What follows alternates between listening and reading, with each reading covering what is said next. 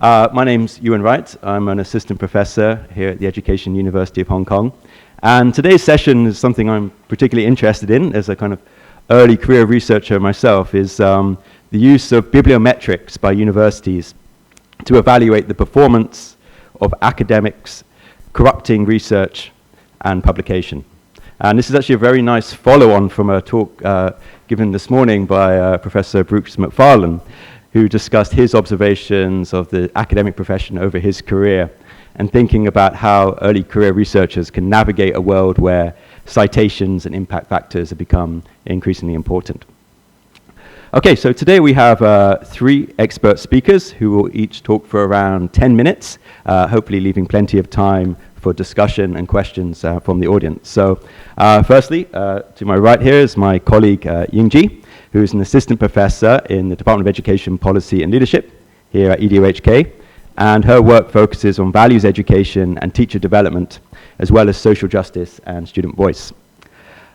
Secondly, we have Dr. Yusuf Oldac, who's an assistant professor at Lingnan University. He is a higher education scholar specializing in policy and leadership. His work includes publications about international collaboration and epistemic injustice, comparisons between Turkish and Chinese science systems, and student agency and self-formation.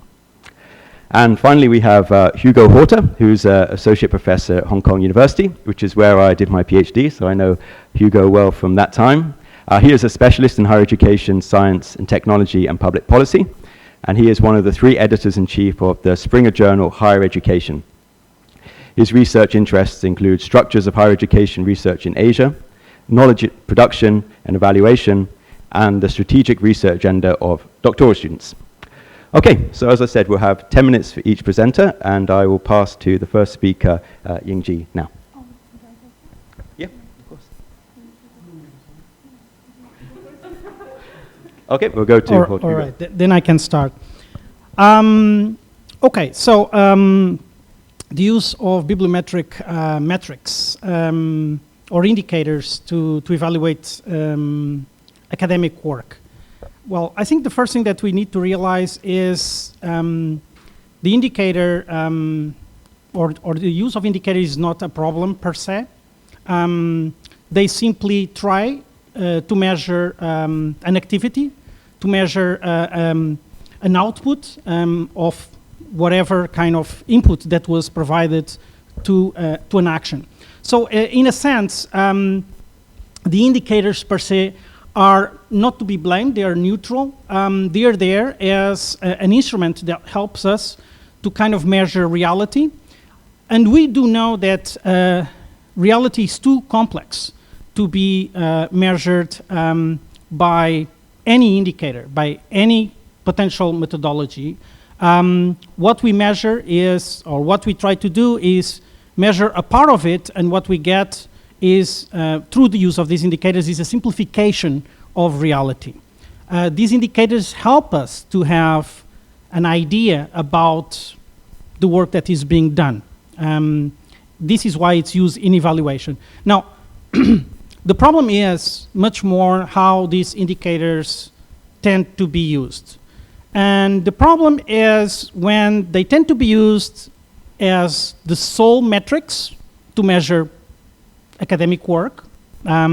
It's a problem because academic work goes way beyond what these metrics can measure. So they will always be incomplete. They will always be problematic in that sense. They are a problem when people see them as overly simple and try to make composite indicators to make them more complex. And usually when they become complex, they become overly complex really for people to understand what they're really measuring, and then people take the results and use these results usually in an erroneous way, which is not helpful. And the best way probably is a compromise, because metrics are necessary. Particularly they are necessary for developing countries that are trying to change their higher education systems, their scientific systems. Why? Because they help, metrics help to break with hegemonies. An example of my country, I'm from Portugal, and at some point, these metrics started to be used. What happened? The previous leaders of a system that was really very far from being excellent, from a system that was very far from being international, that was mainly parochial, where nepotism was rampant, started to lose their power grip because of these metrics. Because some of them had years of experience, have years of power, were very good at oratory, and they would be able to convince their colleagues and also the public in general that they were at the top of their game, that they were leading the field. But when metrics started to come, things started to change, because how come you are the leader of the field when in 40 years of career you have a book published? How come in 40 years of career you maybe have 2 articles that are published in national journals that are controlled by your friends, where transparent peer review, independent peer review is not there? Metrics help to completely undermine this kind of power of an oligarchy of academics that dominated the system and prevented reform, prevented change.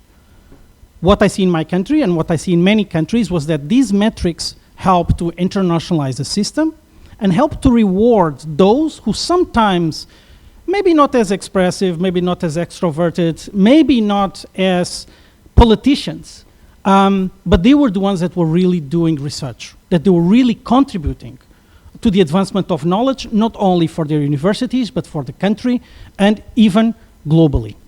So basically what we need, I think, and it's not to see these things as black and white. What we need is a balance where metrics can be used, and several metrics, several simple metrics be used and understood for what they are, for what their limitations are, and for what the purposes are, and combine them with other methods of evaluation, which we can consider more qualitative or more based on expertise. Now, the big problem to this balance sometimes is the evaluation of science itself. We all see the expansion of science as something positive, and without a doubt, it was positive for basically quality of life, social economic development, etc., etc. But it created, through processes that are also eulogized, such as interdisciplinarity, so on and so forth, they formed specializations. And the problem with specializations is the following. When they're overly specialized, it's going to be harder and harder for people, even within the same field, to really have a good grasp if what is being produced in these niche specializations is really good or not. What is then the solution for this? Having people that are in the same specialization to, give an outlook, give an evaluation, is this work good or not? Now, the problem is, when we think about university structures, when you think about funding agencies, they don't have these levels of specialization. And what is happening more and more is that there is a distrust in the expertise of people in these specializations, from senior management teams at universities, from research funders sometimes. And they go into a much more conservative stance. The conservative stance many, many times is supported by these metrics. These metrics then help them to support these more maybe conservative journals, which have higher impact factors, which colleagues in library science and scientometricians and bibliometricians kept saying shouldn't be used for evaluating academics and researchers, so on and so forth. They kept being used. Why? Because they're simple to understand.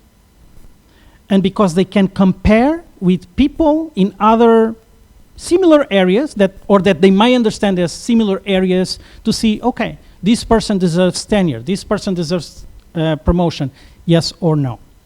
So basically, What we need is regain some kind of trust, return some trust for these specializations.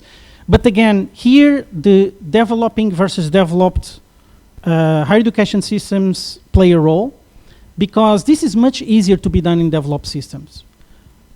Particularly if these developed systems are very highly internationalized and the peers come from outside. If this relies, as it usually relies in many developing systems, in only national communities, then the dangers of nepotism, of favoritism, become much more problematic. Okay, I will just start my intervention with this. I will continue, but I want to give my colleagues also a voice.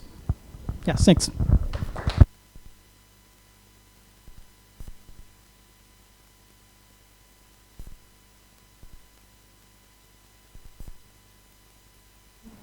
Yes.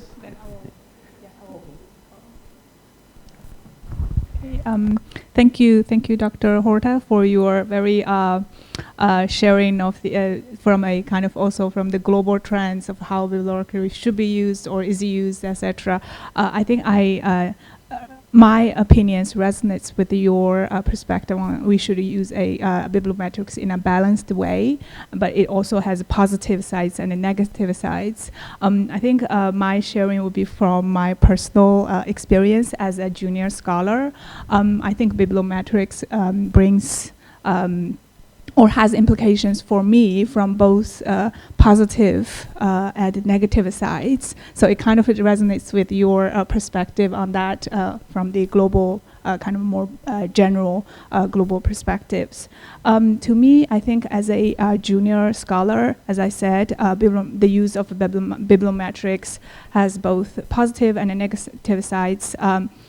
So for the negative sides or for the dark sides, I think to junior scholars like me, it brings immense stress, and it kind of shapes how you see yourself professionally, how you evaluate yourself in terms of the academic outcomes, etc. And also it, in a sense, shapes what kind of research topics you could do, or so you think all these kind of things in a, sometimes I kind of question myself, like, is this the right thing that I should do? When I do some, maybe in a sense, for instance, I used to do ethnic minority education, but it's a very, very kind of marginalized topic.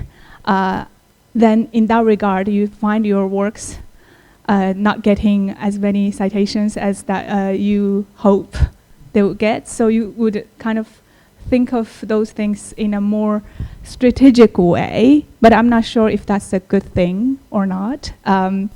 Yeah, so these are some kind of the negative sides for me from my perspective. But of course, I like doing research and I like teaching. So for me, being able to work as an academic is a privileged job. So I think in that regard, in relation to the use of bibliometrics, I think it's quite useful for me to, it kind of pushes me to be more productive, to improve my task management, time management skills. So it kind of pushes me to constantly improve myself in that regard. That's one kind of bright side. And then the other thing is, as I mentioned, I would now think more about what kind of methodology I use. For instance, I am told maybe using mixed method, using mixed methods or more kind of quantitative methods. Yeah, so I'm advised that I might use that kind of method so that you could get publications faster. So it has both negative and positive sides, because on the positive side, maybe if it works out, then you can produce things more quickly. But then the negative side is I'm losing kind of the, so I was trained as a qualitative researcher, but I start using mixed method, I conduct mixed method research, then I don't know, like it kind of affects my academic identity in a very complicated way that I'm still kind of trying to grapple with. Yeah, so these are some kind of the complications that I'm experiencing at the moment. And yeah, so under the pressure from Bibliometrics. Yeah, so as a junior scholar, I don't have a very strong opinion on if we should or how we should use Bibliometrics.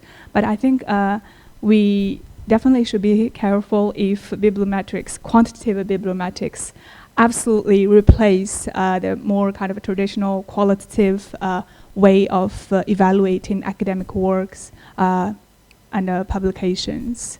Yeah. This is my perspective from a personal, very personal perspectives. Yeah. Thank you.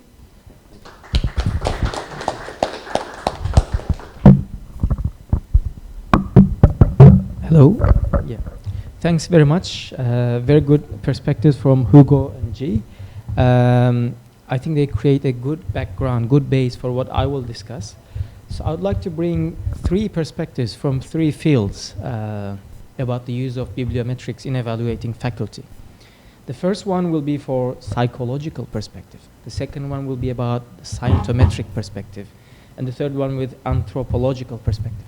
And I'm glad we don't clash. We haven't talked about these things, so it's all building on each other. So let's start with the psychological perspective. There's an influential theory in psychology, maybe you've heard of it, self-determination theory. So Ryan and Deki, they highlight this extrinsic motivation and intrinsic motivation in doing things, right? In all our daily tasks. And for academics, this includes publishing, right? Or, if you're faculty, other things. Do you do things intrinsically motivated or extrinsically motivated? So my answer is, academics, of course, we have a lot of agency, we publish, we keep that intrinsic motivation. But the use of bibliometrics, if they're used too much, I think they're shifting the motivational factors. Like sometimes we publish just to maybe fulfill the requirements of the department, right? If there's like, per year we expect 2 publications for you. Then that leads to some implications. That's what I want to say. So they are maybe changing the purpose, the motivation behind why we publish, although not everything has changed. This is one of the provocations I would like to make. The questions we should ask in this regard is, do we publish to contribute to knowledge? Or do we publish to advance our career? I think that's what we can call as careerism. Or do we publish to satisfy the minimum departmental requirements or getting promoted? So the balance between extrinsic and intrinsic motivation is affected by the excessive use of bibliometrics. That's one thing, I think. And then the scientometric perspective. I think Hugo provided a really good start for this. And he is right in the sense that there is a point. There's a point to use these. But I would also argue, for example, these metrics are all largely based on citations. I think this is problematic. Why? The problem with citations is that they do not denote research quality, right? But people most of the time conflate these two things. There's like, oh, this guy has a little more citation, or must be a little better, quality, right? There's that issue. An example, for example, COVID times, I guess we come across, those COVID papers received so much citations, right? Does it mean COVID papers are not more quality than non-COVID papers? There's a term used in this literature for this, COVIDization of citations, right? In that period, there was a lot of that. So it's just an example of it. Citations, we shouldn't conflate them with quality. Citations, at best, show maybe recognition, right? Oh, I recognize you, but your writing may be bullshit. I don't know, sorry, I should not have said it, but people criticize as well, but then you get the citation. So one way to increase your citation is say really bad things, and then people will be like, oh, this person is bad 500 times, and then you're still famous. But then your dean will be happy. Oh, good. It depends on the dean, if they are unconscious deans. There's a conscious dean here. So advice for today, based on the scientometric perspective, I have some, but let's discuss it later. The third point will come from the anthropological perspective. So anthropology is the study of human behavior, culture, and past societies, right? And then came up with this term called prestige economy, right? Well, it's now doesn't belong to anthropology anymore, and many fields use it. We don't even know much. But it's basically means organized patterns of exchange that exist outside the market or subsistence economy, right? So think of tribes back in the day. I mean, there are still tribes in some part of the world, but how does some things work? Let's say you were such an accomplished hunter and you use some axe to kill a tiger, whatever. And that axe has a value, right? And you don't earn money off it, but if you, for example, give it to one of the other tribe member, you give something that has a high prestige. Well, think of it, apply this to the academia. We're not very much different from tribes when you think of it in a detailed way, in the sense that, for example, publishing articles. Do we earn money by publishing articles? Not necessarily. We have, salary range. Of course, they look at the overall CV, but we don't earn by paper. They're like, oh, 2 papers, then 2 times 200, and your salary is. No, there could be some incentives, but that's still not your main point. Maybe the incentives are like if you publish 2 per year, and then the rest on you. So what I want to say here is there's this prestige economy. It's not money-based publications, but it's based on prestige. And it has implications. What kind of implications? For example, how do we choose the journals? Based on rankings, right? Rankings hold certain prestige, and if you publish in them, you gain that prestige. You work your way up in the prestige economy.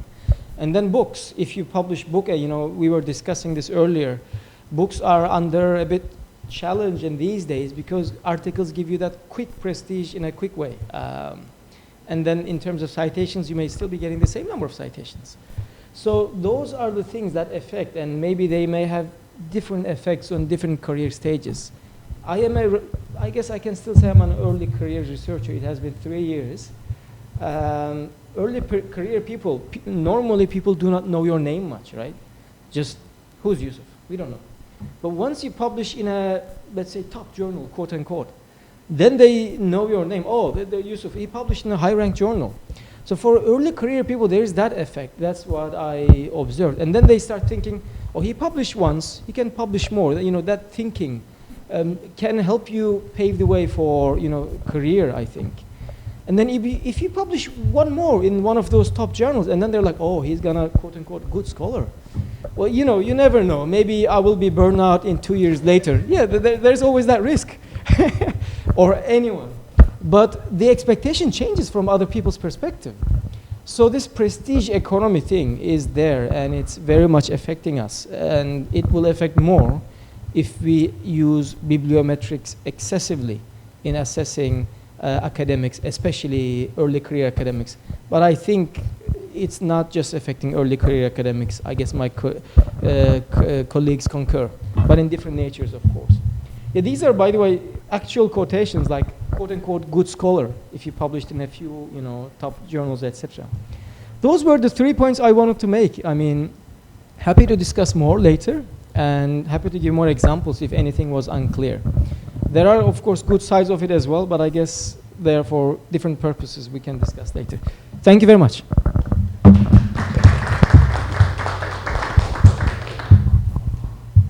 Yes, thank you so much, Hugo, Ying, and Yusuf. I'd just like to take a privilege of the chair to ask one question to each of you before we open to the floor.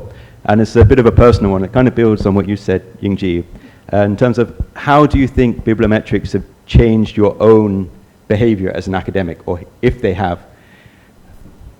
So perhaps we could start with Hugo. How has it changed your own behavior? Yeah, personal reflection, rather than thinking about the university, administrators, but your own personal behavior. Well, a lot of this, I think, in my case, probably not so much, because basically my PhD was done in the Faculty of Engineering, and basically the scientific product of faculties of engineering is basically the article. So it's something that you're trying to do since your PhD, and you do it, it comes out as a natural result. You simply are trying from day one to do research, but then to write it in the form of a paper. of an international paper because, you know, STEM fields and engineering is part of a STEM field tend to be much more internationalized. STEM fields have two universal languages, English and mathematics. And basically, these fields, you know, use both. So for me, was not so much these bibliometrics, scientometrics kind of evaluation didn't really have much of an impact because this is what I was trying to do and this was what I was doing naturally. However, I do see this having an impact in many people, but again, it depends where we are. There are places where the impact is much stronger. And when we think about Hong Kong, for example, I mean, you need to publish to survive in UGC universities. If you don't publish, you're done, basically. It's also environmental, it's also peer pressure that is taking place there. You go to some other countries, and those who are thinking about having an international career, about having international exposure, so on and so forth, those are playing the game. In terms of publishing internationally in peer review index journals, and this is then a different story because some journals then gain a different kind of visibility because they're indexed to indexes that are owned by private companies, which remits to the privatization of science to some extent. But nonetheless, those are the ones playing these games, those are the ones feeling this pressure. Those who are not in those countries, in many cases, they continue business as usual. If I publish, I publish. If I don't publish, I don't publish. Much more concerning is incentives such as the one that, for example, Yusuf alluded to, of, for example, paying for publications. These are very, very dangerous incentives because then you're not really, well, even with these publish and perish, sometimes you're not really publishing to a very large extent for the sake of creating new knowledge. You are publishing for the sake of survival again. Because, you know, for career purpose, you need to publish and you need a minimum, so, you know, you have to survive, you do it, not for the sake of producing new knowledge. In other places, you produce it to gain the extra money. And sometimes, and it's very easy sometimes to criticize these people to say, okay, they are producing to get these papers, they're trying to produce mass papers, they're engaging in salami slicing strategies, so on and so forth, and you know, it shouldn't be done. But again, when you see the salaries that these academics receive, then you understand, well, if they don't do this, they're gonna have a difficult life. So, but the point here is that these are incentives that shouldn't be in place, that are extremely dangerous, and they lead usually to misconduct in science, to all kinds of misconduct and unethical behaviors. So again, we have here some fields, we have here some academics, some people are in a much more vulnerable position than others. And it depends a lot on the position that they are in. Yeah, so thank you. And yeah, thank you very much for the three speakers today. Really appreciate your sharing. And sorry for going over a bit than the time, but I wanted to give them enough time to explain their answers. But yeah, thank you very much.